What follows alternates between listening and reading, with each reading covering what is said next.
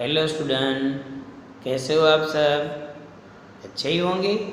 हाँ, तो chapter number 3 sir फिर से क्यों?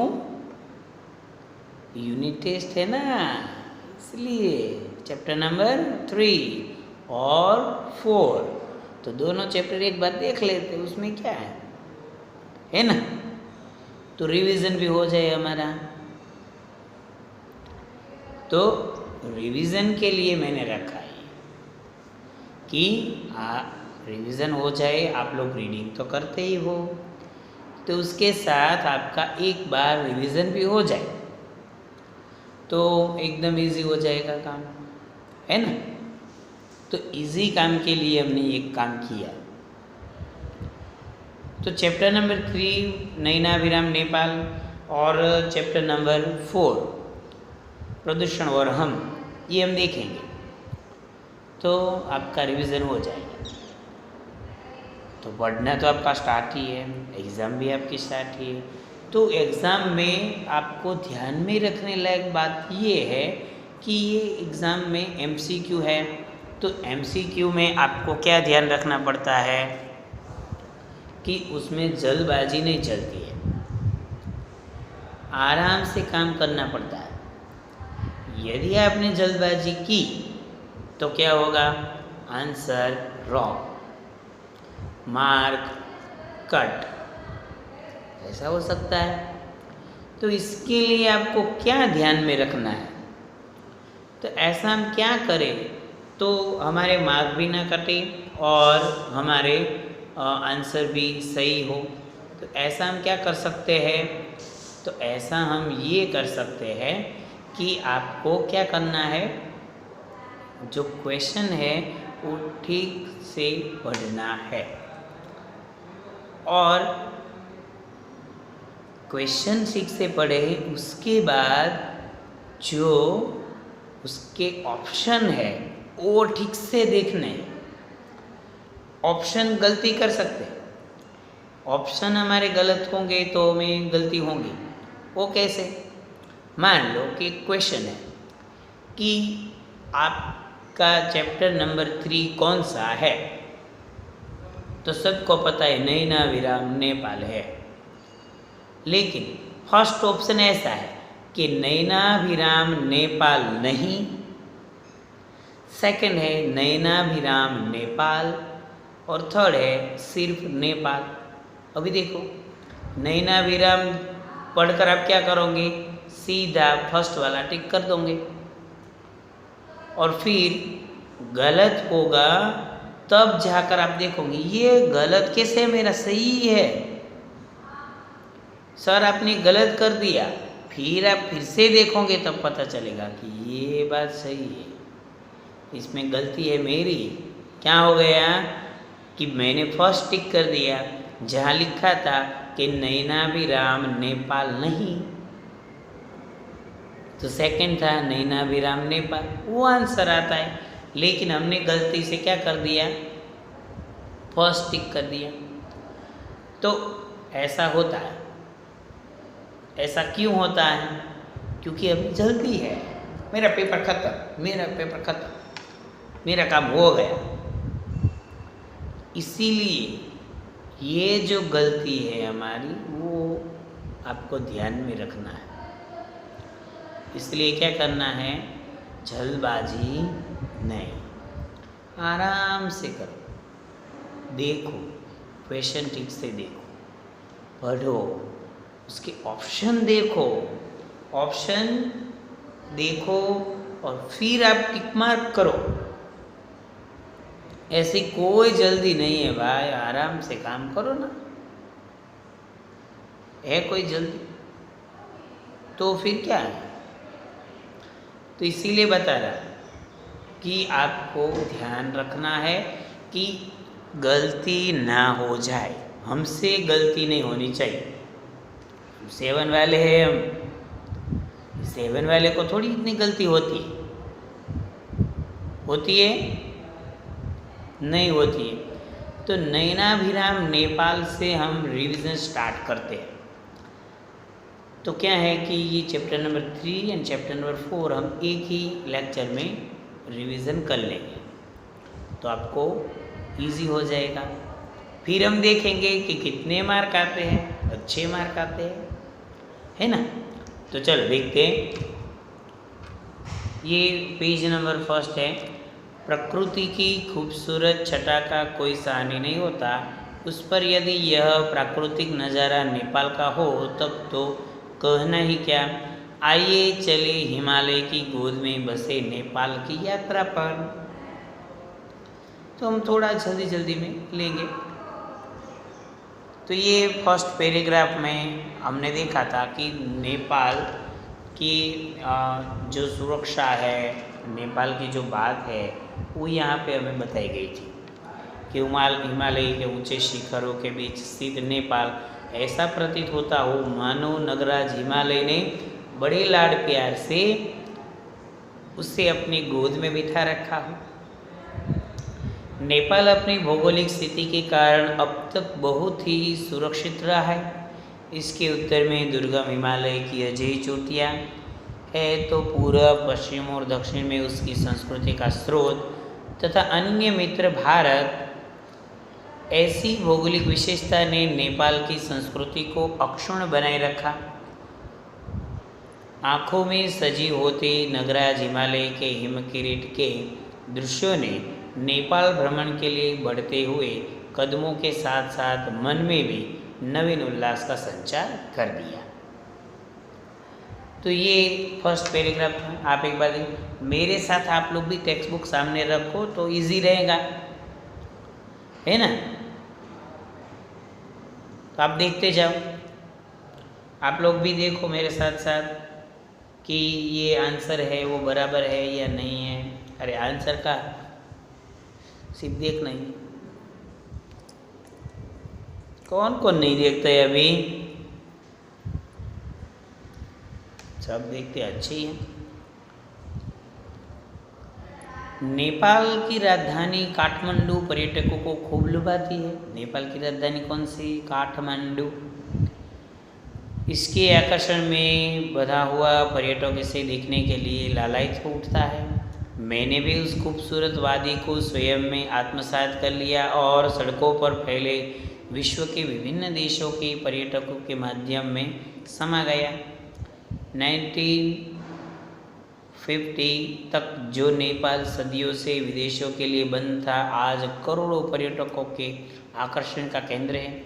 यह शहर पर्यटन व्यवसाय से बहुमूल्य विदेशी मुद्रा अर्जित कर रहा है। देखो वहाँ सब लोग घूमने के लिए आते हैं तो विदेशी मुद्रा भी प्राप्त होती है, वो लोग पैसे देते हैं तो वो भी फायदा हुआ। यहाँ होटल, मकान, दुकान, सड़कें सभी हमेशा सजी रहती हैं। दुकानों में विदेशी वस्तुओं की भरमार है, जिसमें चीन निर्मित सामानों का आधिपत्य है। मुझे वही पता लगा कि इन वस्तुओं के ग्राहक या तो केवल संपन्न नेपाली है या फिर विदेशी पर्यटक है। ये देखो ये चीज़ें सब लेने वाले कौन हैं? तो वहाँ के संपन्न यानी कि नेपाल के रिच फैमिली है वो लोग, और या तो विदेश से घूमने आने वाले लोग, क्योंकि वो महंगी चीज़ें हैं सब, तो वो सब लोग लेंगे नहीं। तो इसीलिए बता रहे कि ये चीज़ें सब ज़्यादा से ज़्यादा कौन खरीदते हैं, तो बताया कि संपन्न नेपाली या तो विदेशी पर्यटक। नगराज मतलब हिमालय, भौगोलिक मतलब भूगोल संबंधी, दुर्गम मतलब जहाँ पहुँचा न जा सके, हिमकिरीट मतलब बर्फ का मुकुट, निर्मित मतलब बना हुआ, किरीट का मतलब है मुकुट और हिम का मतलब है बर्फ, तो हिम किरीट तो बर्फ का मुकुट। देख लो एक बार फिर से, तो ये रिवीजन भी हो जाए और आपको आसान भी हो जाए।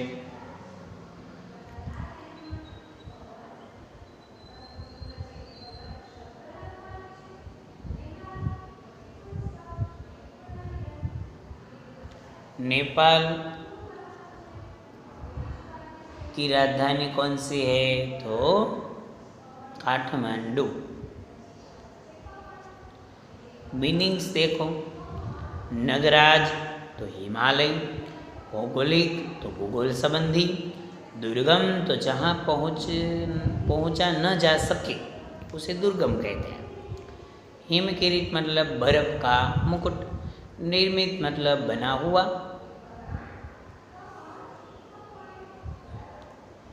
नेपाल अपनी संस्कृति और नैसर्गिक प्राकृतिक सुंदरता से सबको लुभाता रहता है। भारत से नेपाल जाने के लिए किसी प्रकार का प्रतिबंध नहीं है। मैं बाजार से निकलकर नेपाल के सचिवालय की ओर पहुंचा। पूर्व में यह राजमहल था, किंतु काफ़ी दिनों से इस नेपाल का सचिवालय बना दिया गया है। इसके अंदर 1800 कक्ष है, जिससे इसकी विशालता का अनुमान लगाया जा सकता है। बाजार के मध्य में महारानी के नाम पर एक बहुत ही सुंदर उद्यान बना गया है। वालाजू की धाराओं के चारों ओर सुंदर कुंज तथा तैराकी के लिए सरोवर में आप जलक्रीड़ा का आनंद ले सकते हैं। संपूर्ण नेपाल में मंदिर, स्तूप, मठ भरे पड़े हैं। बागमती ये नदी का नाम है। तट पर स्थापित पशुपतिनाथ का मंदिर 13वीं शताब्दी में बना था। इस मंदिर का ऊपरी कलश ठोस सोने का बना है। यहाँ लाखों की संख्या में पर्यटक प्रतिवर्ष आते हैं। इसके अलावा पहाड़ी के ऊपर स्वयंभूनाथ का बौद्ध मंदिर 200 वर्ष पुराना है।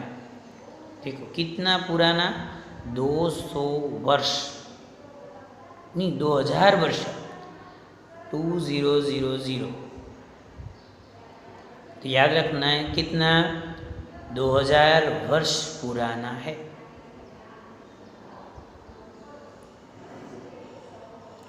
शिक्षा के प्रति जागरूक नेपाल में विश्वविद्यालय, मेडिकल कॉलेज, इंजीनियरिंग कॉलेज तथा अनेक शिक्षण संस्थाएं शिक्षा के प्रचार प्रसार में लगी है।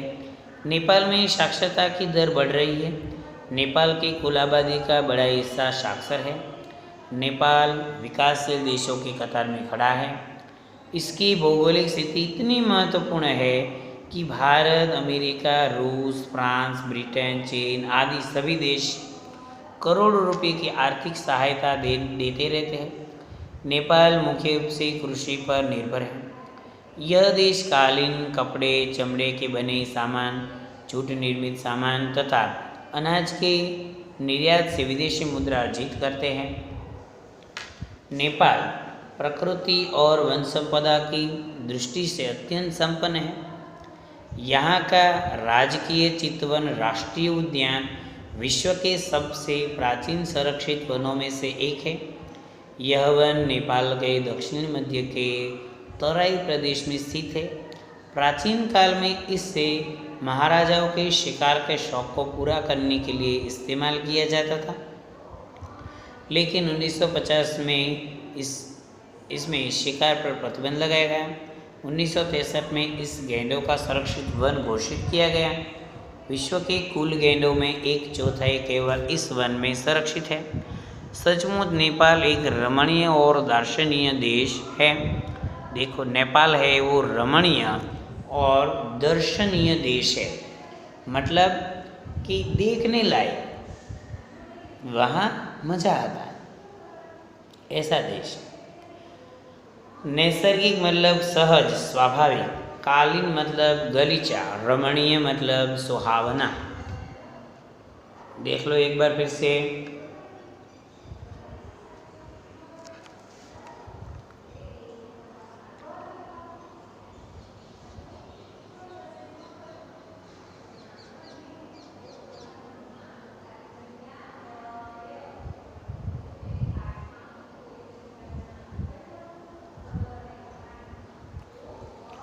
नैसर्गिक मतलब सहज स्वाभाविक, कालीन मतलब गलीचा, रमणीक मतलब सुहावना। तो मीनिंग्स देख लो एक बार फिर से, चैप्टर पूरा एक बार पढ़ लो तो क्या है कि कुछ भी आपको अलग सा नहीं लगेगा, एकदम इजी पेपर लगेगा। हम देख लेंगे तो, हम देखेंगे नहीं तो कुछ नहीं। हाँ भाई, हाँ, फिर आपको लगेगा कि पेपर हार्ड निकला, पढ़ा नहीं है तो हार्ड ही लगेगा ना। विश्वजाल की पत्रिका अभिव्यक्ति से साभार, उसमें से ये लिया हुआ है। एक बार फिर मैं बता देता हूँ आपको कि नगराज मतलब हिमालय, भौगोलिक मतलब भूगोल संबंधी, दुर्गम मतलब जहाँ पहुँचा न जा सके, हिमकिरीट मतलब बर्फ का मुकुट, निर्मित मतलब बना हुआ, नैसर्गिक मतलब सहज स्वाभाविक, कालीन मतलब गलीचा, रमणीक मतलब सुहावना। तो ये एकदम इजी हो गए आपके लिए। तो आपको पता चलेगा, कैसे पता चलेगा कि एक बार आप बार बार देखते रहोगे तो ऐसे कुछ हम रखते थे इजी है सर, कुछ नहीं है, फिर MCQ आते तो ये मैंने ये दिया खा ही नहीं है, ऐसा हो जाएगा। ऐसा क्यों होता है? क्योंकि हम ठीक से पढ़ते नहीं, इसलिए पढ़ते हैं तब हमें लगता है कि ले ये तो इजी है, ये आता ही है सर, ये इसमें कुछ नहीं है। हाँ भाई, फिर एग्ज़ाम होती है तब हो के ये ले मैंने ये देखा ही नहीं है, ये चैप्टर था। कई लोग तो ऐसे क्वेश्चन पूछते कि ये चैप्टर था, बोल नहीं था, ऐसे ही रख दिया। तो ऐसा नहीं हो, इसीलिए मैं बता रहा हूँ कि आप पढ़ो और ठीक से पढ़ो। ऐसे आता है नहीं ना, फिर हम नेपाल में क्या है, आता है चैप्टर, इजी है चैप्टर, कुछ नहीं है। हाँ, कुछ नहीं है, फिर मार्क भी कुछ नहीं है। तो ये आगे देखते हैं हम। तो लिखने के बारे में, बोलने के बारे में देख लेते हैं। अभ्यास। हिमालय के शिखरों के बीच नेपाल कैसा प्रतीत होता है? हिमालय के शिखरों के बीच नेपाल ऐसा प्रतीत होता है जैसे नगराज हिमालय ने बड़े लाड प्यार से इसे अपनी गोद में बैठा रखा है। हिमालय के शिखरों के बीच नेपाल कैसा प्रतीत होता है? तो हिमालय के शिखरों के बीच नेपाल ऐसा प्रतीत होता है जैसे नगराज हिमालय ने बड़े लाड प्यार से इसे अपनी गोद में बैठा रखा है।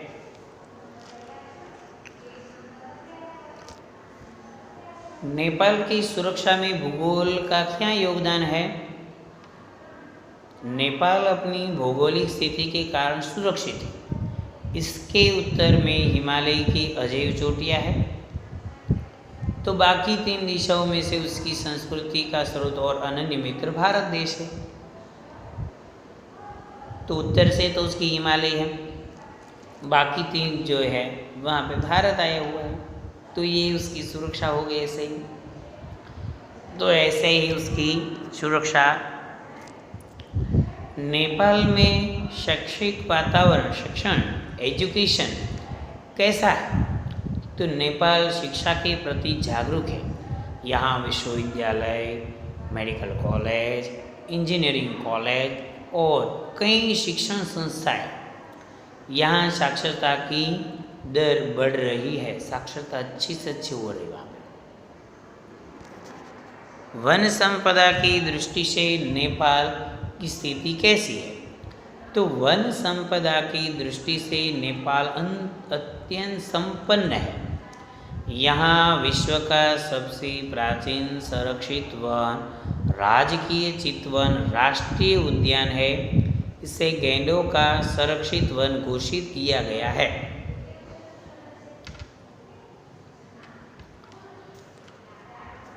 तो देख लो एक बार आप फिर से।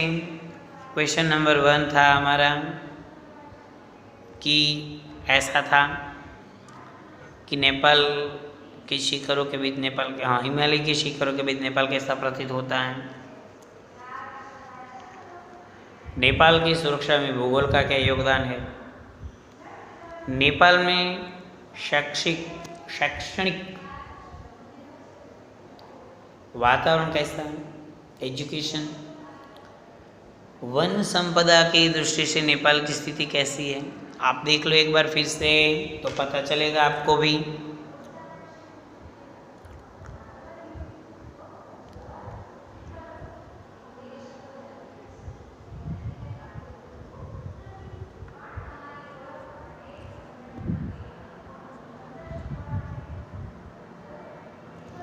तो अब देखते हैं, लिखने की बारी हो गई आपका।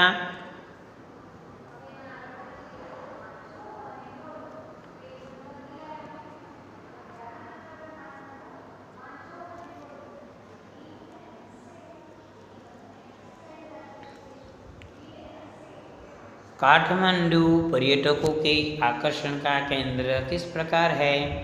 तो काठमांडू की खूबसूरत वादी, दुकानों में विदेशी वस्तुओं की भरमार, प्राकृतिक सौंदर्य, कई देखने योग्य स्थल, सरोवर, वन, उद्यान आदि पर्यटकों को आकर्षित करते हैं। यहाँ होटल, दुकान, मकान, सड़कें हमेशा सजे रहते हैं। यह शहर पर्यटन व्यवसाय से विदेशी मुद्रा अर्जित कर रहा है।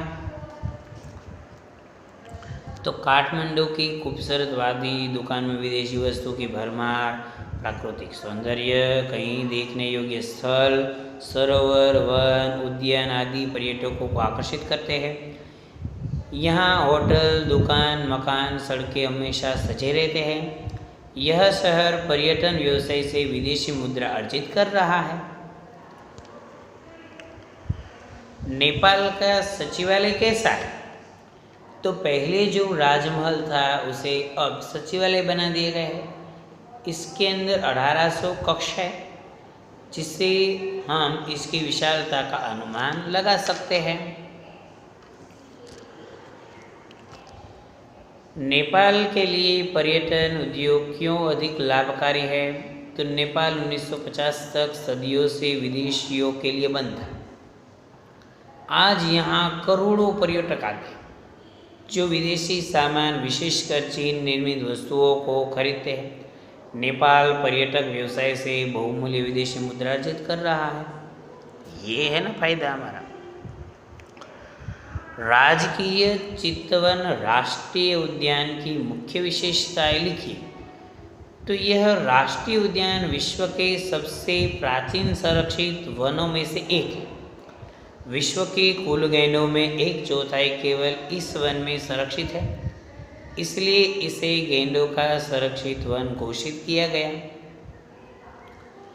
हिमालय के ऊंचे शिखरों के बीच स्थित नेपाल ऐसा प्रतीत होता है मानो नगराज हिमालय ने बड़े लाड प्यार से इसे अपनी गोद में बिठा रखा हो। आशय स्पष्ट कीजिए।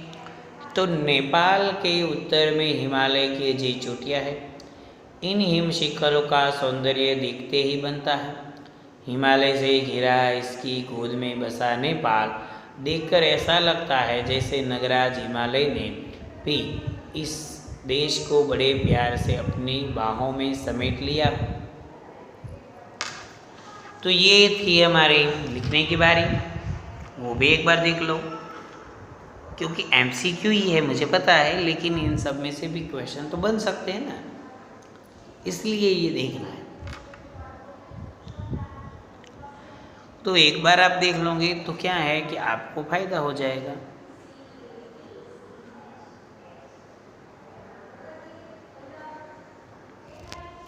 चुनने की बारी है। MCQ नंबर 1 है कि नेपाल की संस्कृति को अक्षुण्ण बनाए रखने में सबसे ज़्यादा योगदान है भारत का। पशुपतिनाथ मंदिर की खास विशेषता है सोने का कलश। विकास के आधार पर नेपाल कैसा देश है। तो विकासशील देश है। फिर से बता देता हूँ, नेपाल की संस्कृति को अक्षुण्ण बनाए रखने में सबसे ज़्यादा योगदान भारत का। पशुपतिनाथ मंदिर की खास विशेषता सोने का कलश। विकास के आधार पर नेपाल कैसा देश है? तो विकासशील देश है।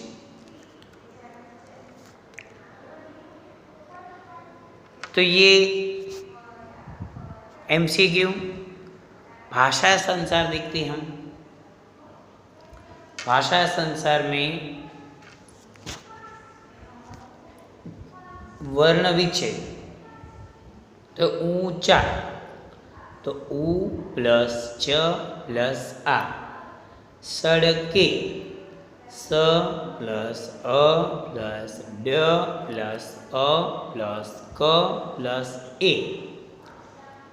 किंतु, क प्लस ई प्लस न प्लस त प्लस उ।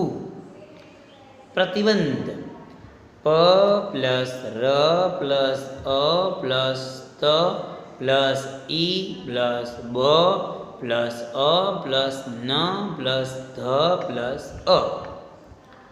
संपदा, स प्लस अ प्लस म प्लस प प्लस अ प्लस द प्लस आ। उपसर्ग और मूल शब्द, तो उपसर्ग और मूल शब्द अक्षुण्ण शब्द है, तो अ प्लस क्षुण्ण। दुर्गम शब्द है, तो दूर प्लस गम। विदेश शब्द है, तो वी प्लस देश। प्रतिबंध शब्द है, तो प्रति प्लस बंध। विभिन्न शब्द है, तो वी प्लस भिन्न। परिस्थिति शब्द है, परि प्लस स्थिति। तो ऐसे आपको पता चलेगा। पहले वर्ण विच्छेद देखा, उपसर्ग और मूल शब्द देखा। अब मूल शब्द और प्रत्यय है, तो मूल शब्द और प्रत्यय देखते हैं हम। भौगोलिक, तो भूगोल प्लस इक होगा।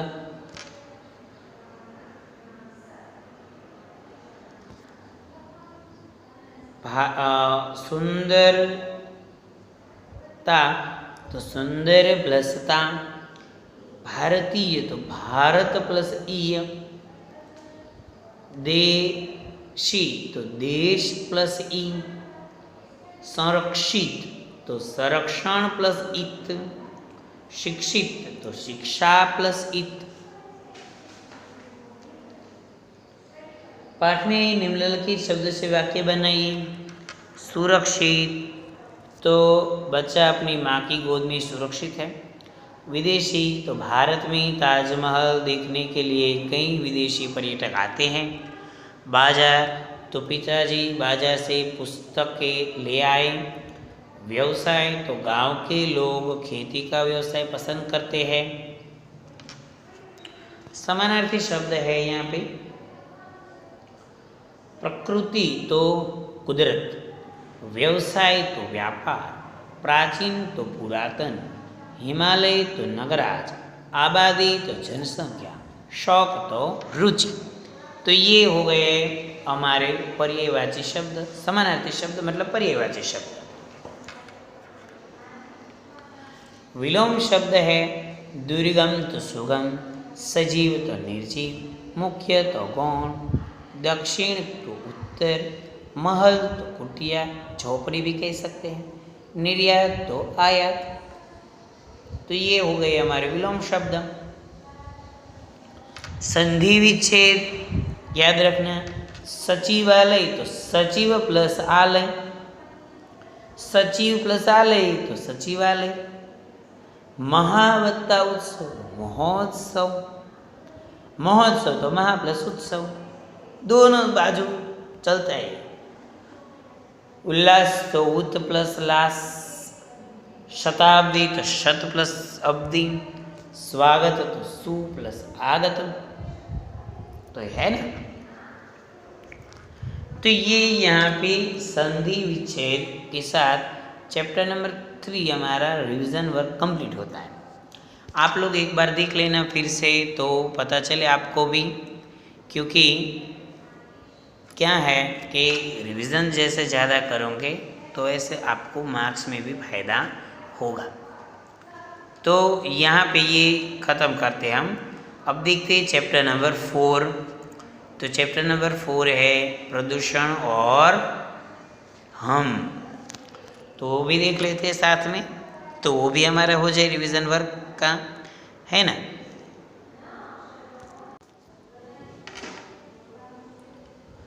तो है प्रदूषण और हम। प्रदूषण और हम देखते हैं हम कि हम जैसे जैसे विकास करते गए, पाठ प्रवेश में ही बताया गया है, वैसे वैसे अपने आसपास प्रदूषण की मात्रा भी बढ़ती गई। हमें पता ही नहीं चला कि कब हम इस प्रदूषण से उत्पन्न होने वाले रोगों का शिकार हो गए। जाने अनजाने हम सभी इस प्रदूषित वातावरण के लिए उत्तरदायी है। यदि जल्दी प्रदूषण को नियंत्रित नहीं किया गया, पृथ्वी पर जीवन खतरे में पड़ जाएगा। यदि ये प्रदूषण नियंत्रित नहीं हुआ तो जीवन हमारा कैसा हो जाएगा, खतरे में पड़ सकता है। तो ईश्वर ने जड़ चेतन जगत की रचना की और इस संसार के प्रत्येक पदार्थ को एक दूसरे का पूरक बनाया। मानव ही ईश्वर की बनाई वह उत्तम प्रकृति है जो सोच समझ सकती है और विज्ञान के बल पर अपने भविष्य को संवार सकती है। विज्ञान के बल पर हम कुछ आगे बढ़ सकते हैं। तकनीकी ज्ञान सारे मानव ने बहुत बड़े विश्व को एक कुटुंब में परिवर्तित कर दिया, लेकिन प्रगति की राह पर चलते चलते कब वह अपना दुश्मन बन गया उसे पता ही नहीं चला। इस प्रकार विज्ञान द्वारा आविष्कृत मशीनों, दूरगामी वाहन, वायुओं और संगीत उपकरणों ने न केवल धन संपदा और आरामदायक जीवन दिया, बल्कि प्रदूषण फैलाया और सारा वातावरण जहरीला बना दिया। क्या हुआ कि विज्ञान की खोज अच्छी है, चल, लेकिन उससे क्या हुआ कि ये सब पॉल्यूशन भी इतना ही बढ़ गया है। अच्छा, लेकिन पॉल्यूशन भी बढ़ गया, तो उसका भी ऑप्शन ढूंढना पड़ा। तो प्रदूषण कितने प्रकार के हैं? 4। वायु प्रदूषण, जल प्रदूषण, ध्वनि प्रदूषण और भूमि प्रदूषण। ये चारों प्रदूषण प्रत्यक्ष और परोक्ष रूप से जड़ चेतन पदार्थों को दूषित करते हैं और उन्हें स्वस्थ बनाते हैं। इस जीवन अस्वस्थ जंतुओं में घातक बीमारियां उत्पन्न होती है और वनस्पति जगत की हानि होती है। यहाँ तक कि ईंट गारे से बनी इमारतों का अस्तित्व भी खतरे में पड़ जाता है। यहाँ हम विशेष रूप से संरक्षित राष्ट्रीय स्मारकों की बात करते हैं। ताजमहल जैसा इमारत की सुंदरता पर भट्टा लगने का कार्य यह प्रदूषण ही कर रहा है। देखो, ताजमहल कितना मस्त था, लेकिन उसमें भी कुछ ऐसा हो रहा है अभी। तो प्रदूषण यानी कि पॉल्यूशन की वजह से ये सब बातें हो रही हैं। तो पेज नंबर 1 हमने देखा 26। आप भी देख लो एक बार फिर से, तो पता चलेगा कि क्या हमने रिवीजन किया। प्रदूषण मतलब गंदगी, घातक मतलब जानलेवा, अस्तित्व मतलब विद्यमानता। देखो, ये 3 शब्दार्थ है ये पेज 26 पेज में। तो ये प्रदूषण कैसे कैसे फैलता है वो भी हमने देखा ही था लेकिन फिर से एक बार देख लेते हैं कि कैसे कैसे। तो पॉल्यूशन के कितने प्रकार हैं? 4।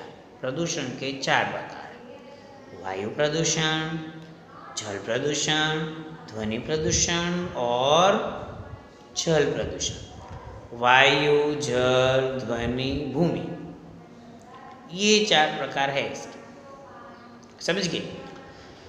तो कल कारखानों की चिमनियाँ, रेलगाड़ी, मोटर वाहनों और इंजनों से निकलने वाली गैस तथा धुआं वायुमंडल को विषैला बना देते हैं। कारखानों के कचरे से जो खाली जमीन के भराव के लिए या जलाने के लिए प्रयोग किया जाता है, दुर्गंध और कीटाणु पैदा होते हैं। यही वातावरण को जहरीला बनाने का काम करते हैं। परमाणु विस्फोट तथा वैज्ञानिक परीक्षणों से उत्पन्न गैस भी वातावरण में विष घोलती है। ये विस्फोट हमारी जलवायु को ही नहीं बल्कि संपूर्ण प्रकृति को प्रभावित करते हैं। इस प्रकार वायु प्रदूषण जीवन जंतु एवं वनस्पति जगत के जीवन को खतरे में डाल रहा है। इसके विषैले प्रभाव से कहीं भी अछूता नहीं है। देखो, कल कारखानों की चिमनियों से निकलता धुआं, निकलता कचरा, निकलता गंदा पानी, और ये जो व्हीकल है उसमें से निकलता धुआं, ये सब मिलकर पॉल्यूशन बढ़ा देते हैं और पॉल्यूशन बढ़ता ही रहता है। तो इसे रोकना जरूरी है, वरना तो क्या होगा, ये पृथ्वी रहने के योग्य नहीं रहेगी। सिंपल है कि प्रदूषण की रोकथाम नहीं हुई तो ये रहने योग्य नहीं रहेगी।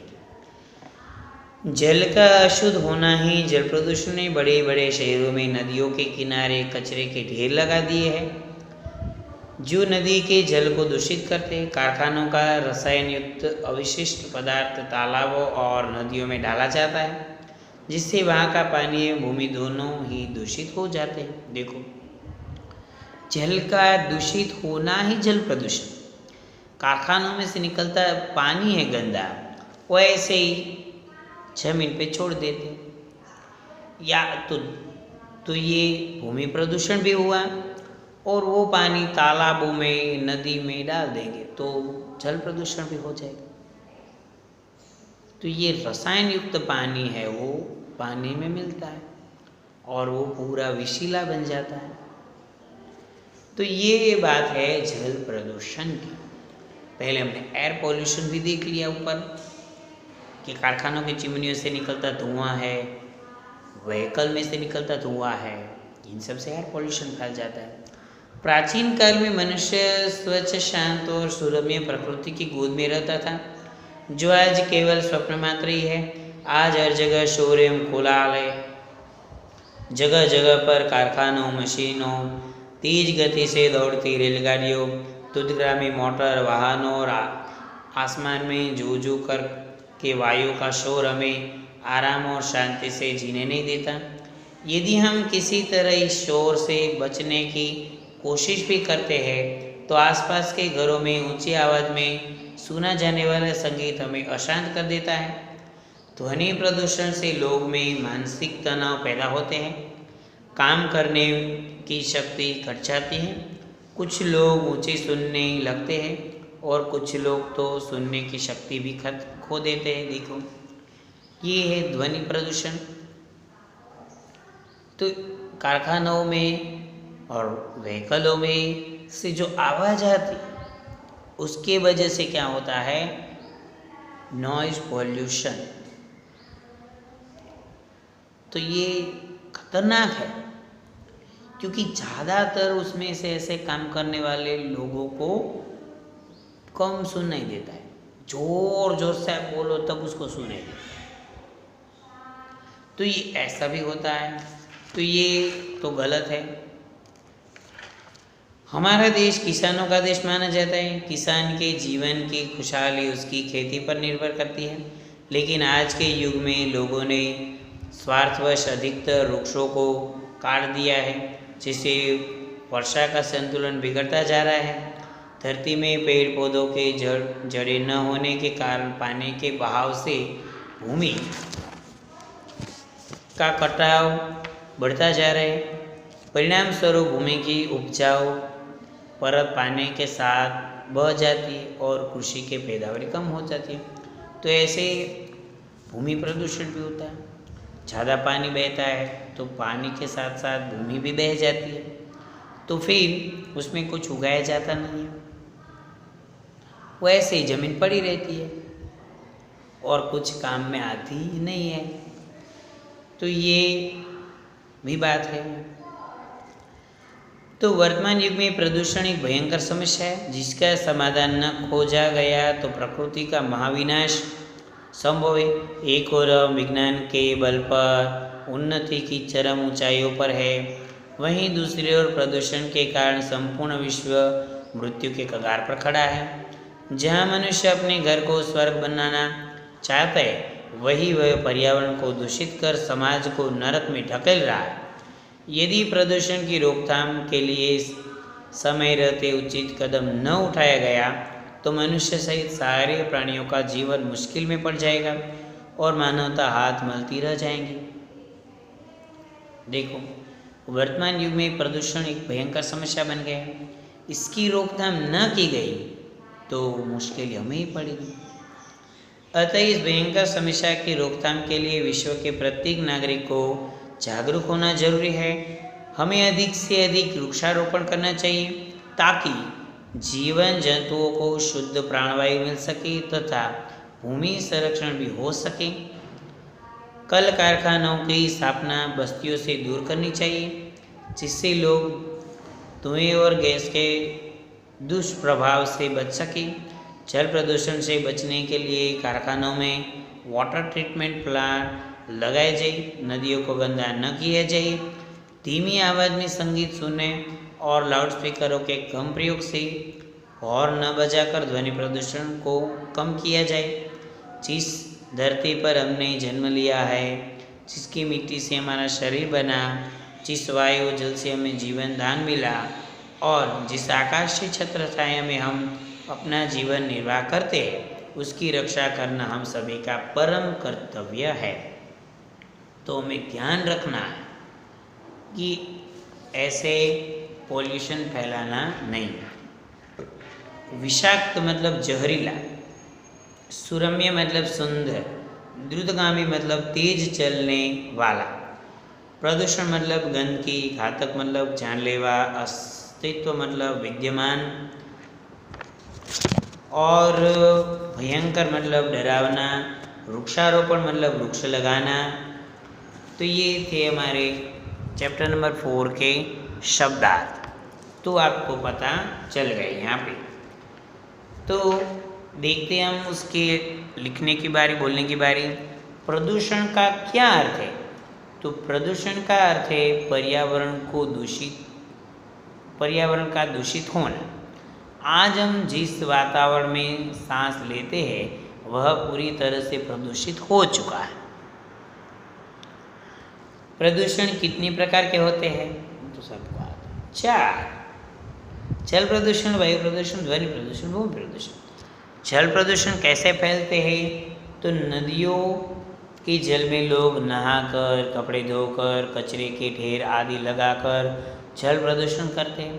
कारखाना से जो कचरा तथा विषाक्त रसायन निकलते हैं वे छोटे छोटे नालों से होते हुए नदियों में जाते हैं। इससे भी जल प्रदूषण होता है। वायुमंडल किस प्रकार विषाक्त बन रहा है? तो कल कारखानों की चिमनियों, रेलगाड़ियों, मोटर वाहनों, इंजनों आदि से निकलने वाली गैस तथा धुआं वायुमंडल को विषाक्त बना रहा है। प्रदूषण के लिए विज्ञान किस प्रकार दूषित है कि प्रकृति ने मनुष्य को प्रत्येक वस्तु शुद्ध रूप में दी, हर पदार्थ को एक दूसरे का पूरक बनाया। विज्ञान तथा तकनीकी ज्ञान के सहारे प्रगति की राह पर चलते चलते हम अपने दुश्मन बन गए। विज्ञान द्वारा आविष्कृत मशीनों, वाहनों, वायुयानों, संगीत उपकरणों, कल कारखानों आदि ने प्रदूषण फैलाकर वातावरण को जहरीला बना दिया। तो ये लिखने की बारी, बोलने की बारी आप एक एक बार देखते रहना, क्योंकि इसमें से MCQ तो बन सकते हैं। भूमि प्रदूषण रोकने के लिए क्या उपाय? तो भूमि प्रदूषण को रोकने के लिए सबसे पहले कदम तो यह उठाना चाहिए कि पेड़ों की कटाई कम से कम हो, वन रोपण करें और वृक्ष लगाए ताकि जीव जंतुओं को शुद्ध प्राणवायु मिले और भूमि संरक्षण भी हो सके। प्रदूषण की रोकथाम किस प्रकार की जा सकती है? तो प्रदूषण की रोकथाम के लिए अधिक से अधिक वृक्षारोपण करने चाहिए। कल कारखानों की स्थापना बस्तियों से दूर करनी चाहिए। कारखाना में वाटर ट्रीटमेंट प्लांट लगाए जाए। नदियों को गंदा न किया जाए।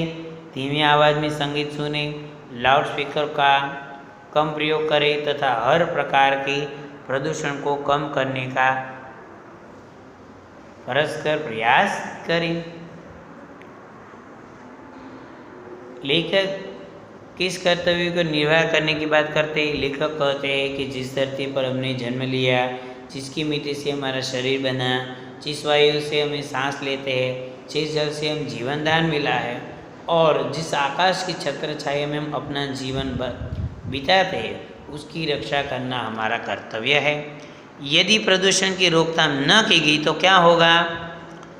तो उन्नति की होड़ में हम यह भूल गए कि विज्ञान की उन्नति और उपकरणों ने प्रदूषण को इतना बढ़ाया है कि आज हम मृत्यु की कगार पर खड़े हैं। प्रकृति का महाविनाश हो सकता है। हमने अपने घर को स्वर्ग बनाने के चक्कर में समाज को नर्क में ढकेल दिया। यदि समय रहते इससे रोका गया तो सभी प्राणियों का जीवन खतरे में पड़ जाएगा। रोका नहीं तो देख लेना क्या होगा। आज का युग विज्ञान का युग है। विज्ञान ने विभिन्न यंत्रों द्वारा हमारे जीवन को आरामदायक बना दिया, विश्व के कुटुंब बना दिया है, पर साथ ही साथ इससे क्या कर दिया है? अशुद्धियाँ भी बढ़ा दी है, प्रदूषण भी बढ़ा दिया है। इसीलिए यह प्रगति हमें मृत्यु की ओर धकेल रही है। इसकी रोकथाम बहुत जरूरी है। ईश्वर ने जब जड़ चेतन जगत की रचना की तो संसार में प्रत्येक पदार्थ को एक दूसरे का पूरक बना दिया, आवश्यकता बना दी। मानव ने अपनी बुद्धि के बल पर नवीन आविष्कार कर जीवन को आरामदायक तो बना, पर अब हर चीज़ अशुद्ध है। जल, वायु, भूमि आदि प्रदूषित हो चुके। स्वस्थ, शांत और सुरम्य प्रकृति की तो कल्पना भी नहीं की जा सकती। वह तो अब केवल एक सपने जैसा ही लगता है। तो MCQ, ताजमहल का अस्तित्व क्यों खतरे में है? तो वायु प्रदूषण के कारण। लोगों में बढ़ते मानसिक तनाव का सबसे बड़ा कारण ध्वनि प्रदूषण है। प्रकृति पर महाविनाश का खतरा क्यों मंडरा रहा है? प्रदूषण के कारण। प्रदूषण के कारण महाविनाश का खतरा मंडरा रहा है। भाषा संसार देखते हम वर्ण विच्छेद ईश्वर तो ई प्लस श प्लस व प्लस अ प्लस र प्लस अ। प्रदूषण प प्लस र प्लस अ प्लस द प्लस उ प्लस श प्लस अ प्लस ण प्लस अ। विज्ञान व प्लस ई प्लस ज प्लस अं प्लस आ प्लस न प्लस अ। परीक्षण प प्लस अ प्लस र प्लस ई प्लस क प्लस श प्लस अ प्लस अण प्लस अ। वृक्ष व प्लस रु प्लस क प्लस अ। पर्यायवाची शब्द है ईश्वर तो प्रभु भगवान, मानव तो मनुष्य आदमी, किसान तो कृषक खेतीहर, भूमि तो धरती और भूम, वायु तो पवन और हवा, जल तो पानी और नीर, पृथ्वी तो भूमि और धरा, आकाश तो अंबर और आसमान। विलोम शब्द है अमृत तो विष, स्वर्ग तो नर्क, समाधान तो समस्या, धूप तो छाव, निर्माण तो विध्वंस, सुगंध तो दुर्गंध। तो पठित गद्यांश के उत्तर लिखने हैं, सिर्फ वो तो आपने लिख ही लिए हैं। तो हमें अधिक से अधिक वृक्षारोपण इसलिए करना चाहिए ताकि जीवन जंतु को शुद्ध प्राणवायु मिल जाए और भूमि संरक्षण भी हो सके। वाटर ट्रीटमेंट प्लांट लगाने से कारखानों द्वारा होने वाले जल प्रदूषण से बचा जा सकता है। ऊंची आवाज़ में संगीत न सुनकर हम ध्वनि प्रदूषण को कम करने में मदद कर सकते हैं। प्रयोग, प्रमाण, संरचना और संगीत। तो ये बात यहाँ पे हमने दोनों चैप्टर की देख ली। अभी मैंने थोड़ा जल्दी में काम लिया है तो आपको रिवीजन के लिए आप एक बार फिर से दोनों चैप्टर पढ़ना, उसके शब्दार्थ, लिखने की बारी, बोलने की बारी, MCQ, भाषा संसार सब कुछ देख लेना। 2 चैप्टर है, उसमें क्या है तो आराम से काम हो जाएगा। तो आपका भी काम आराम से हो जाए और रिवीजन भी हो जाए और अच्छे मार्क्स भी मिल सकते हैं। तो ये काम आपका इजी हो जाएगा, क्योंकि पढ़ने लिखने में ये सब बातें आपको ध्यान में रखनी पड़ती है। रिवीजन के लिए ये लेक्चर हमारा हम यहाँ पे ख़त्म करते हैं। आप सब लोग देख लेना फिर से और रिवीजन भी अच्छी तरह से करना। तो एग्ज़ाम के लिए सबको best of luck. Thank you and good bye.